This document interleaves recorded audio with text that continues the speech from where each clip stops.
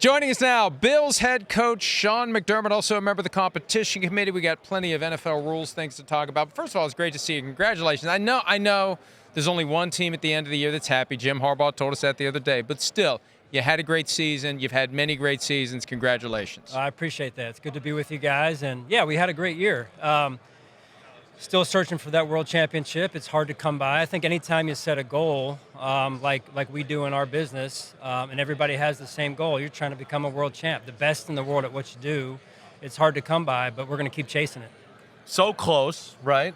So close. Like, let's just dive into it because we're on that game and that team that you always got to deal with. But, you know, how frustrated were you with the way the game ended and the spotting of the ball? And how off of that are you in favor of getting more technology? Well, you really are getting right into it. Damn. We've already exchanged pleasantries, so I just wanted to get into it. I figured I would. Just slap me across the face right here, man. But I know you're cutting edge and you're always paying attention to the league, so that's why I want to ask you too. Yeah. No, I think it's a fair question. It really is. As I sat on my first year on the committee a year ago, and we went through the technology and the advancement of the game, and I'm all for advancing the game. I am of the spirit overall, though, of the human part of the game, right? Sure. So I think there's a delicate balance that we have to continue to strike. Having said that, there are some, call it just clear and obvious, things that we should continue to do and move the game in the effort of moving the game forward, which, you know, I would recommend spotting the ball is one of them. Right. And making sure we have that right. Right. Agreed. Well, agreed and agreed. And in the aftermath of your game, one of the messages that emanated from 345 Park Avenue to the Associated Press was the idea that, yes, we can do the orange stick digitally, but we can't spot the ball. It's still going to take that mating dance between the two officials who one has a spot, one's here, and they come together, and one defers to the other. And the way I saw it, one guy gave you the first down. I saw it, one guy had just a first down, and the other guy didn't, and that guy gave in to the other guy, and we have no idea why, we have no idea how, and that's the way the sausage is made. Are you in favor, and do you believe the technology exists to get something in the ball so we know if the ball made it to the orange line? Well, I would tell you this. I believe that the technology is coming in the very near future, and it could be this year, of reducing the time to get the ball spotted in terms of the ability to get it exactly, especially when the ball, let's call it, disappears. Yeah. Right? That may be down the road a little bit, which is a little bit maybe surprising based on the fact that we might be able to, Life 360 our kids who are all over the country, right? That said, you have to respect the spirit of the game, the human spirit of the game again. I mean, we all grew up watching the wide world of sports, right? The agony of defeat, the thrill of victory. I go into every game knowing that that's going to be the case, right? There's going to be some of the goods and some of the bads, and you just got to say, hey, like I said after the game, we got to perform at a level that's above all of that. I think it just adds to the game to have that right balance of both. Yep. But we ultimately want the calls to be right. You want to have lost the game not because somebody made a mistake in the application of the rules. You want it to be because of you made a mistake or your player made a mistake in execution.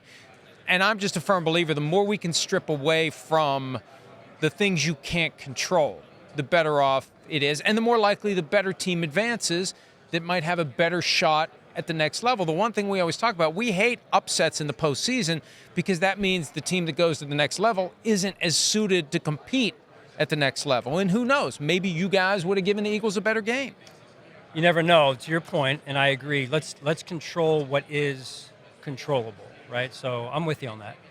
All right, let's go to a happier message, right? Well, you're the Debbie Downer. I know, I got turned around. All right, here we go. Positive. All right. Were you, first part of it, as shocked as we were when Josh Allen won the MVP? Right? Because no. I mean, I know you weren't, but we were shocked just because Lamar won the first team All-Pro. Yeah. And when it happened, that was shocking. But so you weren't shocked by it? Well, I wasn't shocked I understand what you're saying. Yeah, gotcha. Right? Gotcha. But I wasn't shocked because I had a front row seat to watch him every day. Right. And whether it's Sunday, game day, Monday in the building, his leadership, so consistent this season, really took the bull by the horns from a team standpoint and led the team every day. Yeah. And so, and then the play, like he's always done, the flash plays, the oh my gosh, what was that play in a good way, and then managing and mitigating some of those ones that people were banging him for in terms of the turnovers, right. decision making. Yep, right. He really grew and matured in that area of the game as well, of his game, and we benefited as a team from that. So when you're talking about the MVP, I was not surprised just because because of what I saw. He's awesome. He's as good as we've ever seen ever in the sport. All right, so that's what I was that was my second part of the question, was going to be, what's that part of his game he took to the next level? But you look at it as kind of the maturity and the patience, and maybe not trying to force in some of those crazy plays we saw in his past. Yeah, just being intentional about, or more intentional about, being a great decision maker. And you've played the position, how important that is in helping your team win week to week around the league. Right. So what can he do to get better? Is there a higher ceiling than what we've already seen? I think the biggest thing, when you set a bar to the level that he set it this year, Mike and Chris, is now following that up in a consistent manner. And that's hard to do, right? Because human nature for all of us after a big win as a team is to kind of downshift. I think Coach Saban called it the relaxation syndrome a little bit. No, it's actually, you got to work even harder to sustain it and be consistent with it. And then you've got true power, and it's very powerful when you do that, and impactful for a team. Right. How do you balance your defenses? When I watch it, I was talking to you a little bit. You guys do more stuff and move around, and we're playing this formation, they shift to something else, and you guys totally change. How do you balance, like, the linebacker being able to be physically good, yet having the mentality to handle all the intricacies you put on them on the defensive side of the ball? Well, it's crazy because it just seems like more and more there's so much more going on these days with offensive football and the evolution of offensive football. And as a defense, we are tasked with reacting to, but trying to stay out in front of these creative offenses. Mike McDaniels and the Dolphins and all that. Well, you've been in front of. So it's a challenge. It's a big challenge, but I would just say that you want to be smart in particular, but you also want to have enough talent to compete and make some big-time plays. Yeah. And so there's a balance, and a delicate balance. Right. Ideally, you find both a heck of a playmaker who's also extremely smart. Those are hard to They're find. very hard. That's what I Luke meant. Kuechly and some of those guys. Right. Had the pleasure to coach, but yeah, it's a delicate balance. But having enough players that have that football IQ to get us lined up and execute is important. Yeah. You got a great young running back in James Cook. He's made it clear he's expecting a significant contract. We've seen a resurgence of great running backs this past year. And I know this is more of a Brandon Beane topic, and you'd probably rather I ask Brandon Beane this question, but from the perspective of the coach, like when there's a guy who wants to get paid and the front office is ultimately going to make the call, what do you get involved? Do you mediate? Do you clunk heads together? Like, what's your role in trying to work all this out? Yeah, it's a great question. First of all, I love James. One of the joys of coaching is watching a player develop, and he certainly has developed. Give credit to him, give credit to everyone in our building. And now we're at a position and a place and time and space and time where, hey, things are going to get talked about. And I think that's the key, is the communication piece bridges all gaps. Regardless of where it goes, right, that piece is critical. And I would say that is probably the role that I play is, hey, just making sure that everyone's communicating, because sometimes messages get kind of, clouded or whatever. Right. So that's the part that I try and play when that's needed. So I try and tell the players as much as I can, hey, reach out to me if you feel like things are getting a little bit sideways or a little wonky, or you don't understand what's, coming from your agent to you. Hey, let's make sure we're on the same page here. Do you know what all like the emojis mean and all the different sayings on social media? Like, is this good? Is this bad? Yeah, right. I wish I could say yes. Ask my kids; they'll tell you. I really have no idea. Yeah, we're with you there in that department. All right, one of our themes of the week is, because I mean, we didn't even play in the Super Bowl or the NFC AFC Championship game, and we're like, damn, we can't believe we're here at the Combine, Yeah, right? right. Is there a part of you that wishes they would push this back a little bit? I mean, I feel for you. Like, you got to be still like, damn, we just finished last year and we're already on the next year. Or of course, the Eagles and the Chiefs. Yeah. Well, we all love what we do. I know we wouldn't that. be doing it. We're I know. passionate. It's not even.